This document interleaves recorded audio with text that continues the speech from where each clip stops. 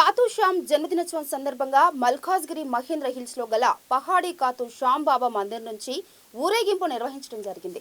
ప్రతి సంవత్సరం హిందూ చంద్ర క్యాలెండర్ ప్రకారం కార్తీక మాసంలో శుక్లపక్షం 11వ రోజున జరుపుకుంటారు. ఖాతూ శ్యామ్ బాబాని శ్రీకృష్ణుని ప్రియమైన రూపంగా భావిస్తారు. ప్రధాన ఆలయం రాజస్థాన్ సిఖార్ జిల్లాలోని కాటూ గ్రామంలో ఉంది. దేశం నలుమూలల నుంచి లక్షలాది మంది భక్తులు శ్యామ్ బాబాని పూజిస్తారు. శ్యామ్ బాబా కథ హిందూ మతం యొక్క గొప్ప ఇతిహాసాలలో ఒకటైన మహాభారతంలో మొదలైంది.